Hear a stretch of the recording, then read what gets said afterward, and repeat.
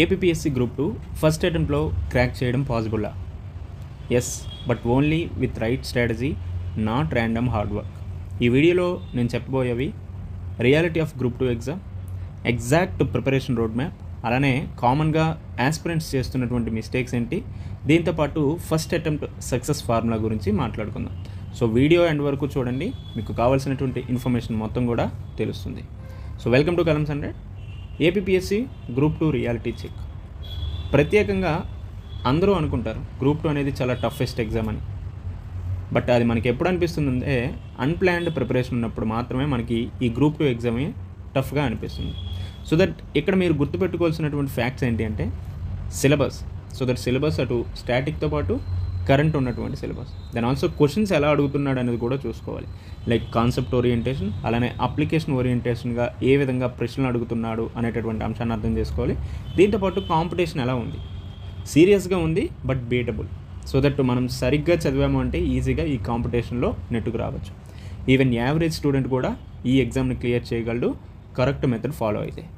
Then చాలామంది aspirants ఎందుకు fail అవుతున్నారు? Why most aspirants fail? ఒకటోది ఏంటంటే చాలామంది నోటిఫికేషన్స్ వచ్చాక స్టార్ట్ చేద్దాంలే అని ఆలోచిస్తారు.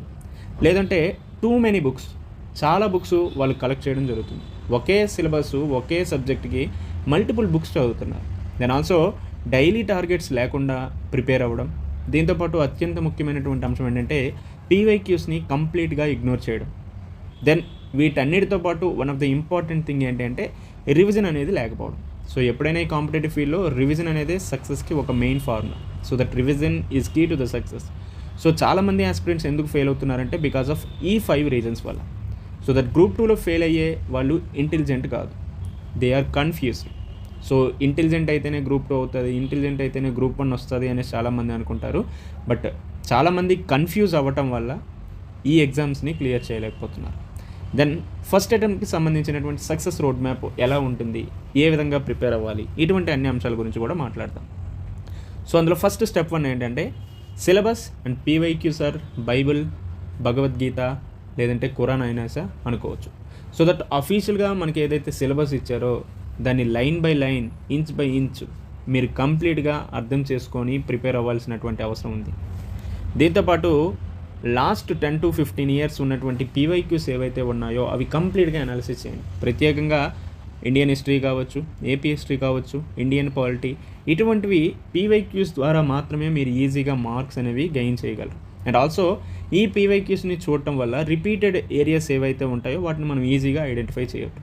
So that first one is syllabus, second one is PYQs, and third one is repeated areas ఏవైతే ఉన్నాయో వాటిని ఐడెంటిఫై చేయాలి. సో క్వశ్చన్స్ అన్నీ కూడా సిలబస్ నుంచి మాత్రమే వస్తాయి. క్వశ్చన్స్ సిలబస్ నుంచి వచ్చిన టాపిక్స్ మీదనే ఉంటాయి. కాబట్టి మనం సిలబస్తో పాటు అందులో ఉన్నటువంటి టాపిక్స్ వీటన్నిటి మీద కూడా ఒక క్లారిటీ అనేది తెచ్చుకోవాల్సిన అవసరం ఉంది. Then step 2, limited and standard sources. So ఒక సబ్జెక్ట్కి ఒకే సోర్స్ ఉండేలా ప్రిపేర్ అవ్వాలి.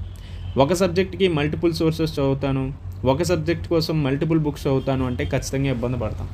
లైక్ అలానే ఏపీఎస్సి గ్రూప్ 2కి సంబంధించి బుక్ లిస్ట్ గురించి కూడా మనం డిస్కస్ చేసుకున్నాం.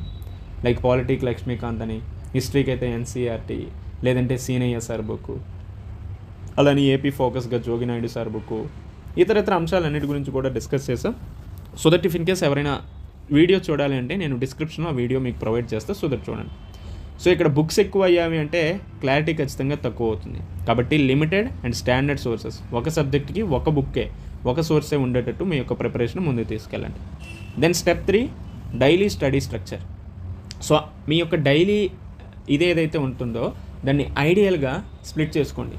లైక్ 60% న్యూ కాన్సెప్ట్స్కి, 25% రివిజన్కి, దెన్ ఇంకో 15% ఎంసీక్యూస్ అండ్ పీవైక్యూస్ ప్రాక్టీస్ చేసుకునేటట్టు మీ యొక్క డైలీ లైఫ్ని, డైలీ ఏదైతే మీ యొక్క టైం టేబుల్ స్ట్రక్చర్ ఉంటుందో దాన్ని ఇలా డివైడ్ చేసుకోండి. అండ్ ఆల్సో సీరియస్గా మీరు at least 7 to 8 hours or 5 to 6 hours అనేది ఖచ్చితంగా చదవాలి. అది కన్సిస్టెంట్గా ఉండాలి. సో దట్ ఇలా కన్సిస్టెంట్గా చదివిన వాళ్ళకి మాత్రమే సక్సెస్ అనేది దగ్గరకు వస్తుంది. Then also step 4, MCQs practice అనేది మనకి ఒక గేమ్ ఛాంజర్ లాంటిది. సో టాపిక్ వైజ్గా ఎంసీక్యూస్ చేయడం, పీవైక్యూస్ని మల్టిపుల్ టైమ్స్ ప్రాక్టీస్ చేస్తూ ఉండాలి. సో దట్ పీవైక్యూస్ని మల్టిపుల్ టైమ్స్ ప్రాక్టీస్ చేస్తేనే రిపీటెడ్ ఏరియాస్ ఏవైతే ఉంటాయో వాటిని మనం ఈజీగా ఐడెంటిఫై చేయొచ్చు. అండ్ ఆల్సో ఈ ఎంసీక్యూస్ ప్రాక్టీస్ వల్ల మనకి ఆప్షన్స్ అనాలిసిస్ కూడా చేస్తారు, ఎందుకు అది తప్పైంది, ఎందుకు రైట్ అయింది, ఇటువంటివన్నీ కూడా. అండ్ ఆల్సో గ్రూప్ 2 అనేది మనకేంటి, ఒక ఎంసీక్యూ ఎగ్జామ్. ఇది నోట్స్ బేస్డ్ ఎగ్జామ్ కాదు కాబట్టి ఎంసీక్యూస్ని ఇక్కడ ప్రాక్టీస్ చేస్తేనే మనం ఈ ఎగ్జామ్ని పూర్తిగా అర్థం చేసుకోగలం.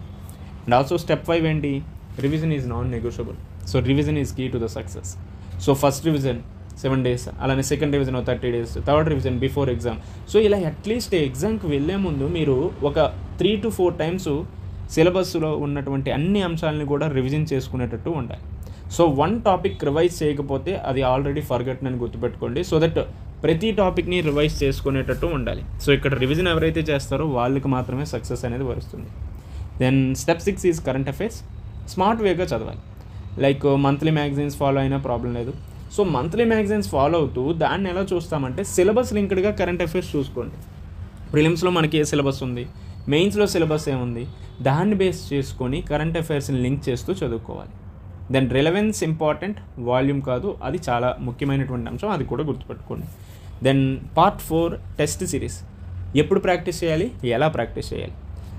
Start test after basic coverage. So that మీరు బేసిక్గా కవరేజ్ అయిన తర్వాత సిలబస్ లేదంటే సబ్జెక్ట్, దెన్ టెస్టులు స్టార్ట్ చేయండి. అండ్ ఆల్సో మీరు టెస్టులు రాసేటప్పుడు మిస్టేక్స్ ఏవైతే వస్తాయో వాటిని అనలైజ్ కూడా చేయండి. దీంతోపాటు టెస్టులు చేయడం వల్ల ఏమవుతుందంటే మీ యొక్క యాక్యురసీ అనేది ఇంక్రీజ్ అవుతూ ఉంటుంది. ఇంకోటి గుర్తుపెట్టుకోండి, టెస్టులు రాసేది మార్క్స్ కోసం కాదు, టెస్టులు అనేవి లెర్నింగ్ కోసం మాత్రమే. సో ఈ అంశాన్ని గుర్తుపెట్టుకొని రాయండి. ఇఫ్ ఇన్ కేస్ మనకి టెస్ట్ సిరీస్లో ఎక్కువ మార్కులు వచ్చాయని మనం ఇగోకి వెళ్ళి ఎగ్జామ్ లైట్గా తీసుకోవచ్చు.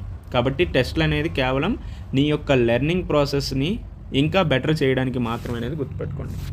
ఇంకొక అంశం ఏంటి అంటే mentality. So mentality for first attempt success. So ఇక్కడ ఎవరి మెంటాలిటీ అయితే సరిగ్గా ఉంటుందో వాళ్ళు మాత్రమే సర్వైవ్ అవ్వగలరు, ఫస్ట్ అటెంప్ట్లో క్లియర్ చేయగలరు.